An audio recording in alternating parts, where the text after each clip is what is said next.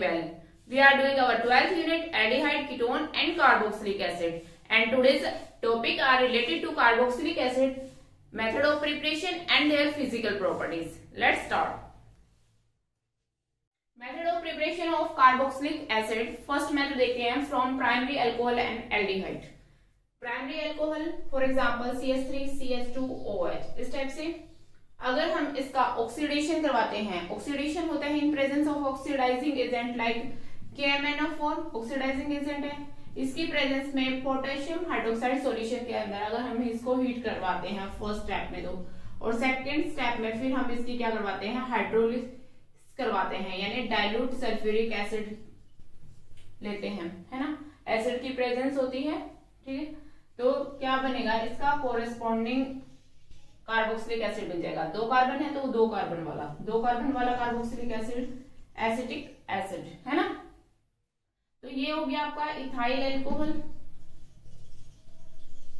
Ethanol IUPAC name, है ना। और ये है एसिटिक एसिड या इथेनोइक एसिड। इसका आईयूपैक नेम क्या हो गया, इथेनोइक एसिड। नेमिंग मैंने पहले ही आपको करवा दी थी, ठीक है। 2 कार्बन की चेन है, इथ एन है, सारे सिंगल बॉन्ड है, ओइक एसिड, इथेनोइक एसिड। इसी तरह एल्डिहाइड जो है, मान लो CH3CHO, इसके अगर हम ऑक्सीडेशन करवाते हैं, ठीक है, क्या करवाते हैं, ऑक्सीडेशन, ऐसे ले लो चाहिए, इसका ऑक्सीडेशन करवाते हैं इन प्रेजेंस ऑफ टोलन रिएजेंट, ये करवाया था आपको। तो क्या बन जाएगा, टोलन रिएजेंट की प्रेजेंस में इसका कोरेस्पॉन्डिंग कार्बोक्सिलिक एसिड बनेगा। 2 कार्बन है तो 2 कार्बन वाला, ये बन गया इथेनोइक एसिड एसिटल्डिहाइड से। ये क्या है, एसिटल्डिहाइड, कॉमन नेम है ना। इथेनॉल इसका आईयूपैक नेम है। ये हो गया आपका एसिटिक एसिड, ठीक है। इस तरह अल्कोहल और एल्डिहाइड को अगर हम ऑक्सीडाइज करवाते हैं तो हमें मिलता है कार्बोक्सिलिक एसिड। इसी तरह एल्काइल बेंजीन से, एल्काइल बेंजीन ये ले लिया हमने, टोल्यूइन, ठीक है। इसका ऑक्सीडेशन करवाते हैं वही KMnO4 और पोटेशियम हाइड्रोक्साइड सॉल्यूशन की प्रेजेंस में।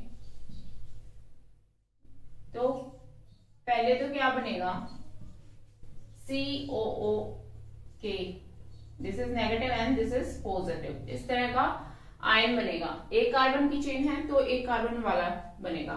पोटेशियम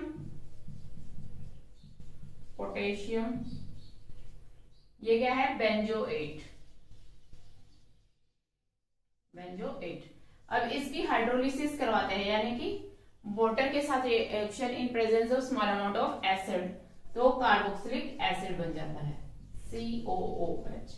क्या बन गया, बेंजोइक एसिड।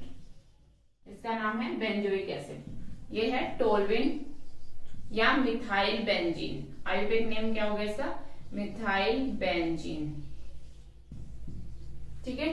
तो उसका ऑक्सीडेशन करवाने से भी क्या मिलता है हमें, उसका कोरेस्पॉन्डिंग कार्बोक्सिलिक एसिड बन गया। इसी तरह अगर यहाँ पर 2 कार्बन की चेन होती, CH2 CH3 होता, तो 2 कार्बन वाला CH2COOH कार्बोक्सिलिक एसिड बन जाता। Is it clear. नेक्स्ट है from nitriles and amides. Nitriles like CH3C triple bond N, this is nitrile, ठीक है। अगर हम इसकी रिएक्शन करवाते हैं वाटर के साथ इन presence of small amount of acid और बेस भी ले सकते हैं, एसिड भी ले सकते हैं, पॉजिटिव और OH नेगेटिव, या कोई और स्टेबल कैटालिस्ट भी होता है। तो उनकी प्रेजेंस में जब हम इसकी रिएक्शन करवाते हैं तो यहाँ पर एडिशन हो जाता है वाटर का।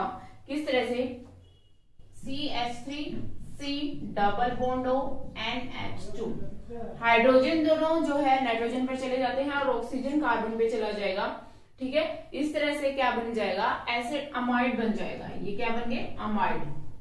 C double bond O NH2 amide group होता है। तो नाइट्राइल जो है, नाइट्राइल की रिएक्शन करवाई, फिर क्या बन जाते हैं, अमाइड। फिर अमाइड फर्दर रिएक्शन करते हैं CH3C double bond O NH2 same reaction water के साथ इन प्रेजेंस ऑफ एसिड और बेस, कुछ भी हो सकता है, तो इसका कोरेस्पॉन्डिंग क्या बन जाएगा, carboxylic acid. C double bond O, NH2 की जगह OH आ जाएगा। क्या आ जाएगा यहाँ पर OH, और इसका जो हाइड्रोजन है वो NH2 के साथ चला जाएगा और अमोनिया निकल जाएगा NH3। ठीक है, कार्बोक्सिलिक एसिड बन जाएगा एसिड अमाइड से।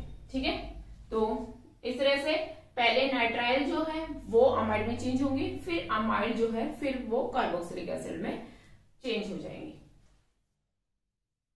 नेक्स्ट है from Grignard reagent. Grignard reagent आपको पता ही है CH3MgBr।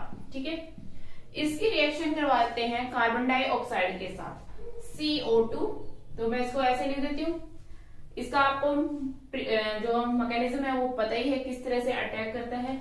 CH3 पॉजिटिव जो है वो, सॉरी CH3 जो है वो नेगेटिव है और Mg पॉजिटिव, इस तरह से डिसोसिएशन।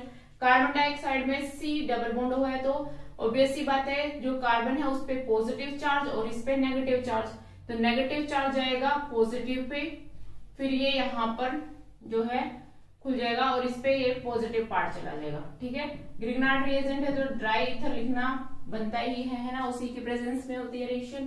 तो यहाँ पर C डबल बॉन्ड O एक तो है ही, उसके साथ क्या अटैच हो गया CH3। ठीक है, और ऑक्सीजन के साथ क्या चला गया OMgBr, इस तरह का अटैक बन गया। क्लियर होगी बात कि जो यहाँ पर CH3 है वो एज ए क्या वर्क करेगा, न्यूक्लियोफाइल अटैक करेगा on the carbon atom and electron shift to oxygen and this converting to O negative and MgBr attach to OMgBr, इस तरह से। ठीक है, and after this hydrolysis CH3O positive, sorry H3O positive, क्या हो रहा है आज, तो यहाँ पर क्या बनेगा, हाइड्रोलिसिस करवाते हैं तो आपको पता है OH में कन्वर्ट हो जाएगा और MgBr के साथ OH चला जाएगा, वाटर का हाइड्रोजन यहाँ चला जाता है और OH जो है MgBr के साथ चला जाता है। इस तरह ग्रिग्नार्ड रिएजेंट की रिएक्शन करवाते हैं कार्बन डाइऑक्साइड से और हम कार्बोक्सिलिक एसिड बना लेंगे। अब यहाँ पर देखो जो भी ग्रिग्नार्ड रिएजेंट लोगे आप, उससे एक कार्बन जो है एक्स्ट्रा वाला क्या बनेगा, कार्बोक्सिलिक एसिड बनेगा। यहाँ 1 कार्बन का है तो 2 कार्बन वाला कार्बोक्सिलिक एसिड बना, 3 कार्बन का लोगे तो 4 वाला बनेगा, क्योंकि यहाँ से एक कार्बन डाइऑक्साइड से एक कार्बन मोलिक्यूल जो है अटैच हो जाता है इस तरह से। ठीक है, इसी तरह अगर हम फ्रॉम एसिड हैलाइड से भी क्या है कार्बोक्सिलिक एसिड बना सकते हैं। कैसे, एसिड हैलाइड का मतलब जैसे CH3C double bond O Cl, this is acid halide. Halide मतलब हेलोजेंस है ना, यहाँ कोई भी हेलोजेंस हो सकते हैं। ठीक है, इस तरह के हमने पहले भी की थी ये रिएक्शंस, आपको याद हो एसिड क्लोराइड की, तो अब इसका नाम क्या होगा, वैसे तो ये हो गया एसिड क्लोराइड।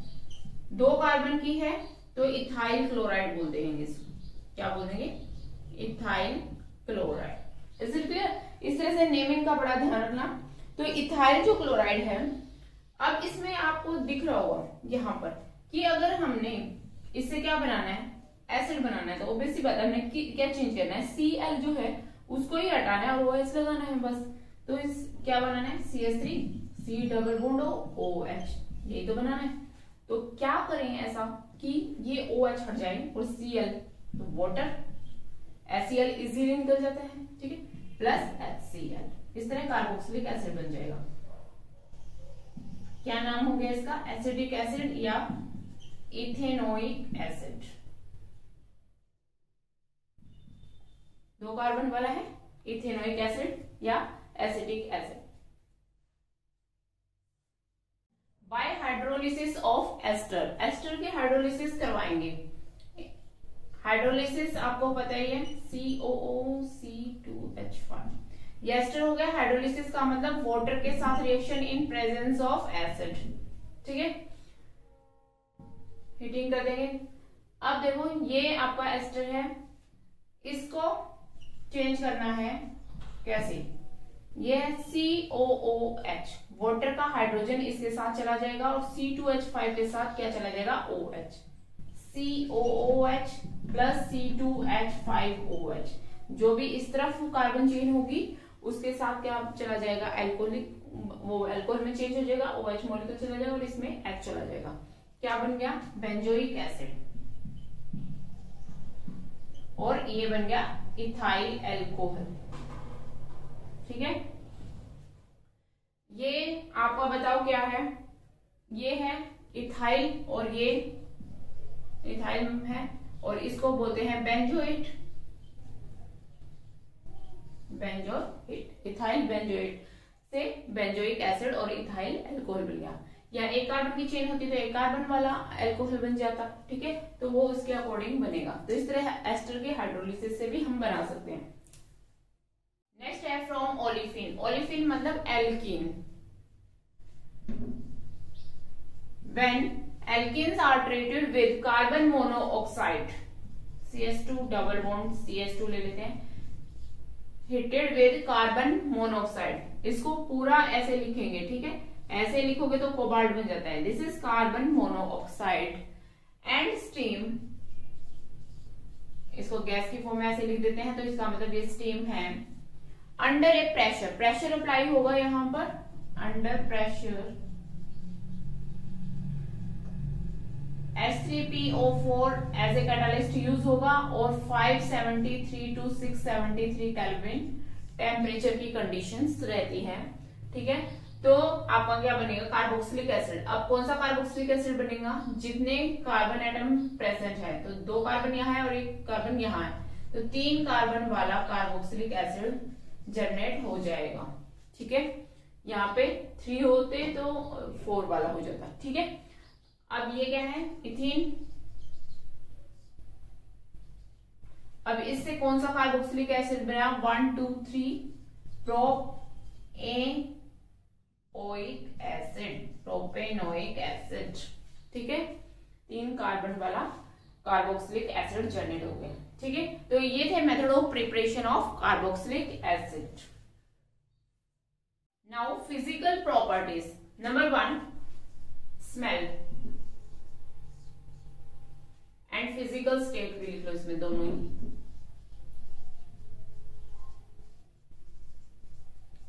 देखो अप टू 3 कार्बन वाले जो एलिफेटिक कार्बोक्सिलिक एसिड है वो क्या है, कलरलेस है। ठीक है, कलरलेस है, लिक्विड है और इनकी स्मेल है पंजेंट, विद पंजेंट स्मेल। ठीक है, अप टू 3 कार्बन एटम जो एलिफेटिक कार्बोक्सिलिक एसिड है, कौन कौन से हो गए, CH3, एक तो पहला हो गया COOH, फिर CH3 COOH 2 कार्बन वाला, इसी तरह CH3 CH2 COOH, इस तरह 3 कार्बन वाला। समझ आ रही है ना ये क्या बात करते हैं। ठीक है, तो अप टू 3 कार्बन एटम्स जो एलिफेटिक कार्बोक्सिलिक एसिड है वो क्या होंगे, colourless, liquid with pungent smell. उसके बाद जो नेक्स्ट 6 है यानी कि C4 से लेकर C9 तक के कार्बन एटम वाले कार्बोक्सिलिक एसिड जो है एसिड, वो कलरलेस तो हैं और लिक्विड भी हैं, बट अनप्लीजेंट स्मेल है, पंजेंट नहीं है ज्यादा, मतलब ठीक ही है, स्वादी भी नहीं है, अनप्लीजेंट तो है। ठीक है, अनप्लीजेंट स्मेल। उसके बाद के जो हायर वन है, हायर वन वो क्या हो जाते हैं, कलरलेस तो हैं। अच्छा, ये जो लिक्विड है ये ऑयली लिक्विड होते हैं। ठीक है, ये कलरलेस सॉलिड हो गई। ठीक है, no smell, no distinct smell, कोई स्पेशल स्मेल नहीं होती है इनकी, नो डिस्टिंक्ट स्मेल। समझ आएगा। Up to 3 carbon atom aliphatic carboxylic acid क्या होंगी, कलरलेस होंगी, लिक्विड होंगी और पंजेंट स्मेल। उसके बाद up to 4 to 9 carbon atom वाले कार्बोक्सिलिक एसिड जो है वो कलरलेस होंगे, ऑयली लिक्विड होंगे, बट अनप्लीजेंट स्मेल होगी। उसके बाद जो हायर वन है वो कलरलेस सॉलिड होंगे, उनकी कोई भी स्पेशल स्मेल नहीं होती है। ठीक है, नेक्स्ट है सोल्यूबिलिटी। देखो कार्बोक्सिलिक एसिड है C डबल बॉन्ड OH और इस तरह से R कार्बन चेन होती है। ठीक है, आपको पता है यहाँ पे ऑक्सीजन भी प्रेजेंट है और हाइड्रोजन भी प्रेजेंट है, तो इसमें क्या होता है कि मॉलिक्यूल्स के बीच में हाइड्रोजन बॉन्डिंग बन जाएगी। ठीक है, इस तरह से OH डबल बॉन्ड O, तो इस तरह से हाइड्रोजन बॉन्डिंग बन जाती है डिफरेंट मॉलिक्यूल्स के बीच में। ठीक है, तो हाइड्रोजन बॉन्डिंग बनती है तो इसका मतलब वाटर में क्या होंगे, सोल्यूबल होंगे। लेकिन जैसे जैसे कार्बन चेन बढ़ती जाएगी सोल्यूबिलिटी डिक्रीज होती जाएगी, तो अप टू जो है 4 कार्बन एटम जो कार्बोक्सिलिक एसिड है वो क्या होंगे, वाटर के अंदर सोल्यूबल होते हैं, soluble in water up to 4 carbon atoms due to hydrogen bonding. जैसे जैसे नॉन पोलर पार्ट बढ़ता जाएगा सोल्यूबिलिटी डिक्रीज होती जाती है। ठीक है, उसके बाद हम नेक्स्ट प्रॉपर्टी देखते हैं इसकी, बॉइलिंग पॉइंट।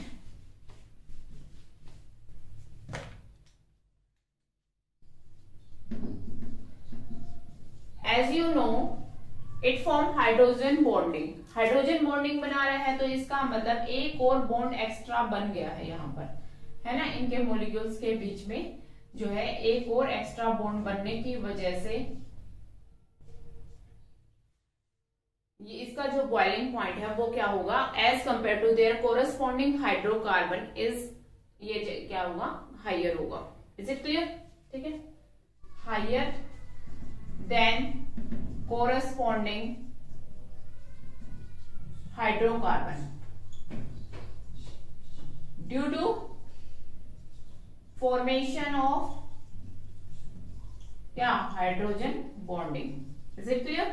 ठीक है, और जैसे जैसे मोलिकुलर मास बढ़ता है तो ये जो R ग्रुप है यानी कि इससे बढ़ेगा मोलिकुलर मास, तो मोलिकुलर मास बढ़ेगा तो बॉइलिंग पॉइंट भी बढ़ेगा।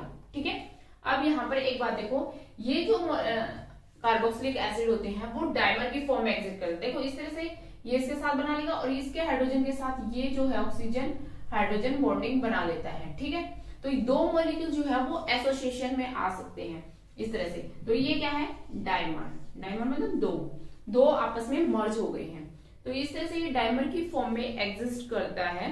ठीक है, इनकी वजह से भी इनका जो है बॉइलिंग पॉइंट ज्यादा हो जाता है। इनको सेपरेट करने के लिए, मतलब दोनों मॉलिक्यूल्स को सेपरेट करना है तो ज्यादा एनर्जी लगेगी, ज्यादा टेम्परेचर लगेगा, इसलिए इनका जो बॉइलिंग पॉइंट है वो हाई होगा। नेक्स्ट है मेल्टिंग पॉइंट, इसका थोड़ा सा डिफरेंस रहेगा। देखो जो इवन नंबर वाले कार्बोक्सिलिक एसिड होते हैं, even number of carbon atom वाले कार्बोक्सिलिक एसिड होंगे, उनका मेल्टिंग पॉइंट हायर होता है। Melting point is higher as compare to odd number of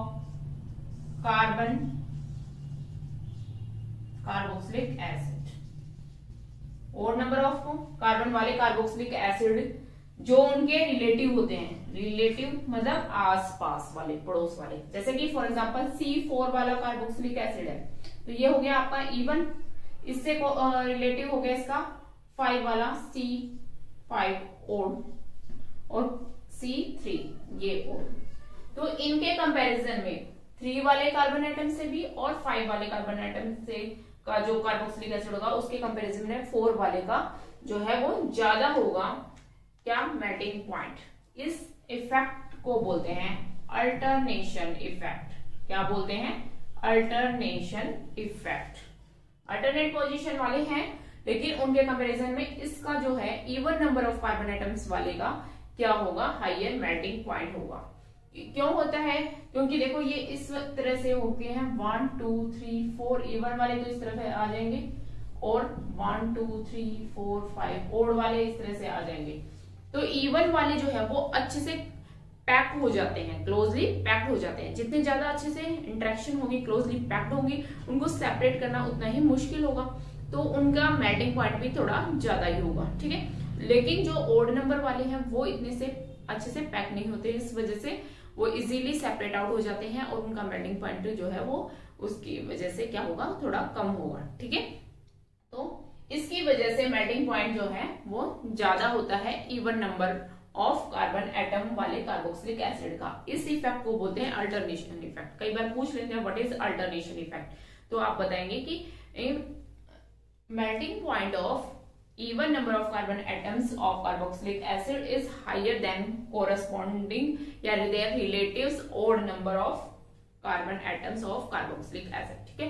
तो ये था मेल्टिंग पॉइंट, ठीक है। तो इसके साथ इसकी फिजिकल प्रॉपर्टीज होगी है कंप्लीट। अब हम नेक्स्ट देखेंगे chemical properties of carboxylic acid, वो हम नेक्स्ट लेक्चर में ही देखेंगे। आज के लिए बस इतना ही करते हैं। इसी तरह आप पढ़ते रहे और मुस्कुराते रहे। जय हिंद।